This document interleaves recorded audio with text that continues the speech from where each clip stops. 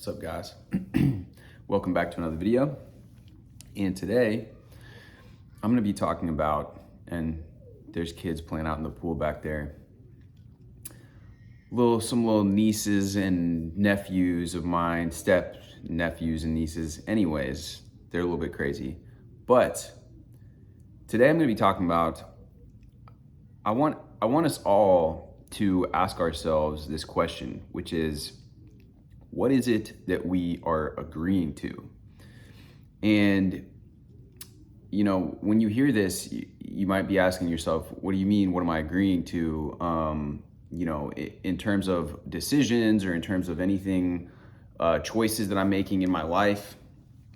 That's one way of thinking about it. But really, what we consent to being true about ourselves, about our reality, and what it is that we're really placing our attention and our focus on is, in a sense, what we are agreeing to, what we are allowing into our reality, what we are allowing to influence us, what we are allowing to affect us, affect our energy.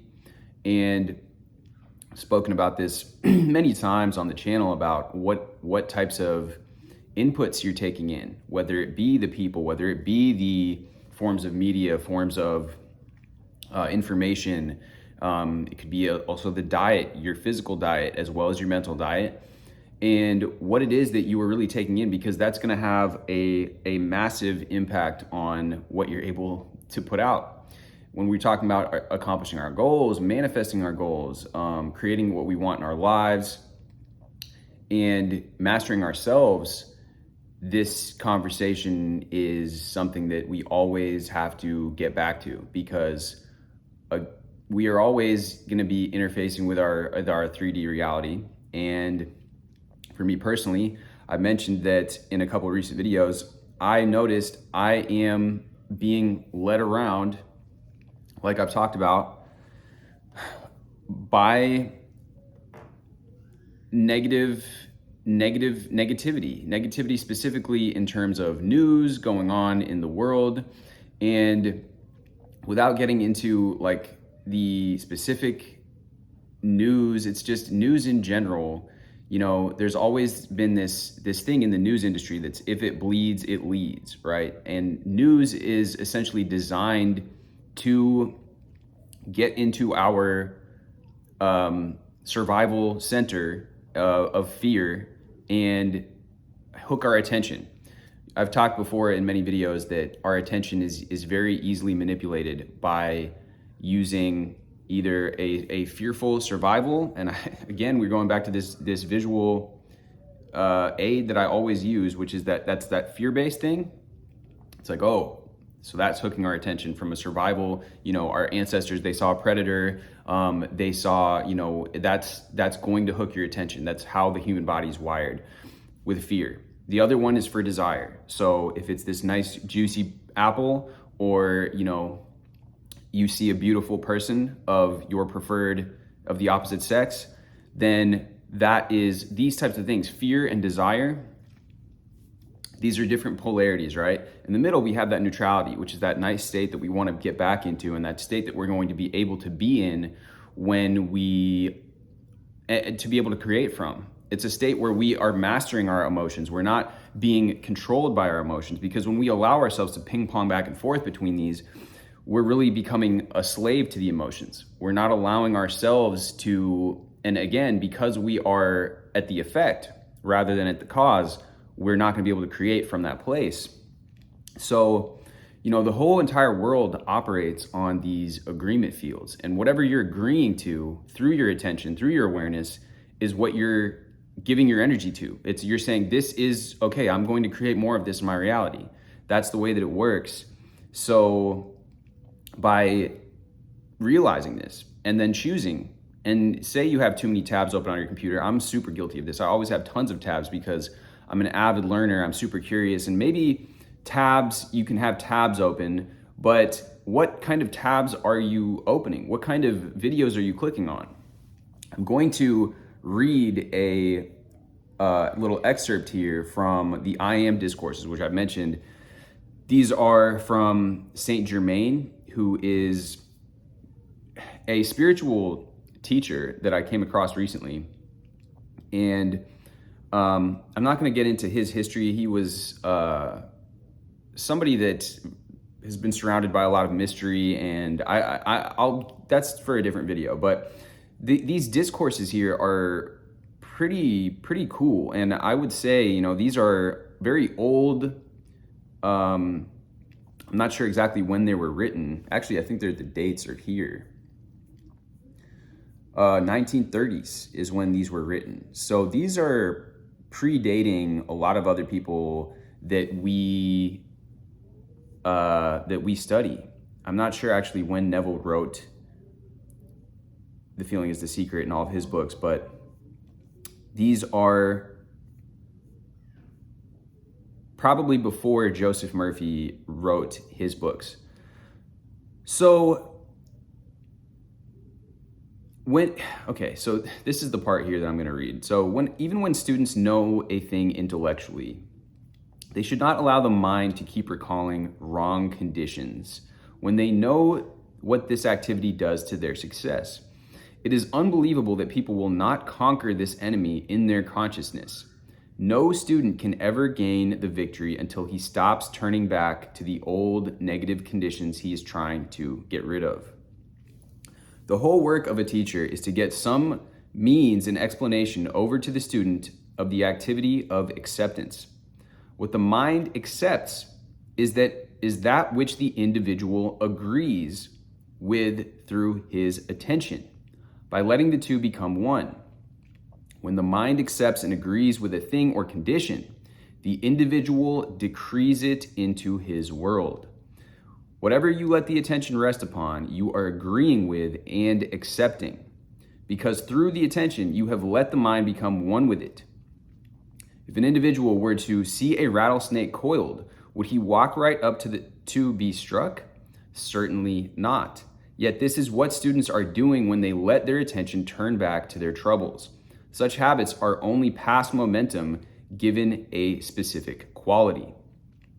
There are only two activities in life, and if you will not let the inner govern according to its plan of perfection, then the outer must. When a constructive picture is flashed in your mind, it is a reality. When you recall it as a mental picture and hold it again, it calls forth the reality. One can become so aware of his own God presence that at any time he can see and feel its radiance pouring out to him. For things it does not want, the outer has all the confidence in the world. It is up to the student to compel it to have the same confidence for the perfection of God that it has for the imperfection of the senses. The student must always rely on himself. He must always think, what can I do to intensify this activity from the hints given? Okay, so very well said. It's interesting to me too that even though this is an older text, it's pretty clear what's being said here. And there is another affirmation here that is, imagine, this has to do with the shamanic principles. I did a video on that. It didn't get that very many views for some reason I don't know why, but these ideas and these shamanic teachings are very powerful. Imagine the physical world as delicate and changeable, and the spiritual world as solid, strong, real, and constant. It is your base from which to change the physical. So, really once we internalize that, and once we realize that, this world, this outer world of form, like many people have said, they use many analogies, is a shadow, is a reflection. You realize you are living in a simulation, and that every time you express that fear, you express doubt, anxiety, worry, that is now the timeline. That is now the lifeline. That is now what you are expressing out into and is going to bring back in kind. As you sow, so shall you reap. If you realize that this outer world is the world that is changeable, and the inner world is the world that is solid and real, then you realize that it's controlled from the inner world, from your imagination, your feeling states, and what you agree to, what you consent to being true. So some food for thought here. And again, what we are agreeing to is determined simply by our attention. That's why this conversation always goes back to What are you dominantly aware of? What is dominating your awareness? What is your attention focused on? And you're going to then be able to trace back the causes and effects, just like James Allen says in As a Man Thinketh. Like we talked about in our recent video, using those affirmations and in my series that I have of going through that book as well.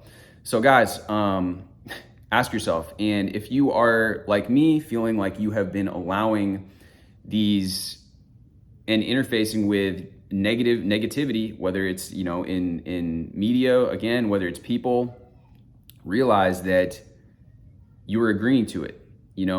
We can say all day long that we don't want this, but again, it goes back to that, don't think of a black cat. Well, now you're thinking of a black cat. You can say, I don't want arguments. I don't want fights. I don't want to be in this toxic relationship. I don't want to be even in an abusive relationship. I don't want to focus on fear and negativity.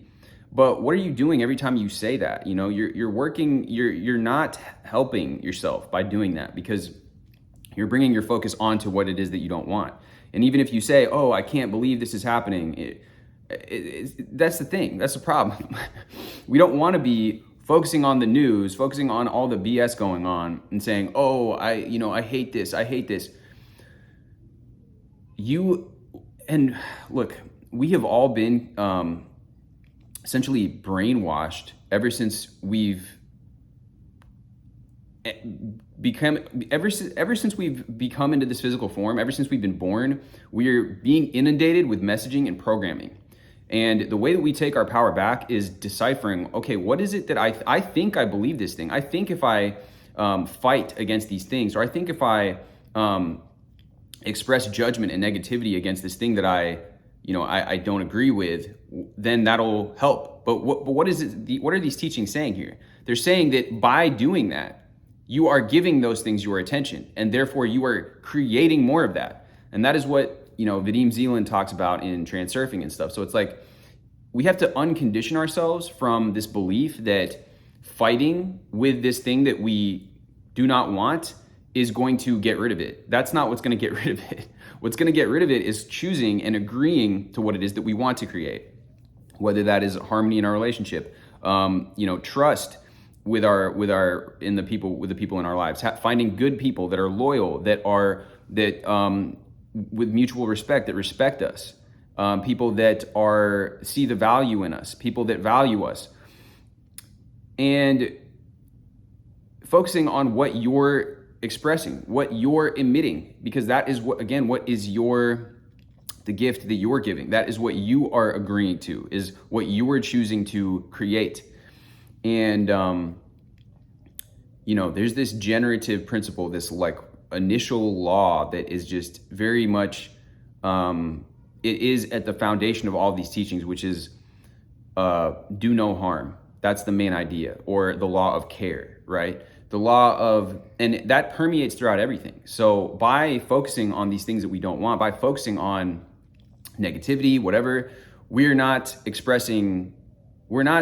living as a person that cares about our inner state of being.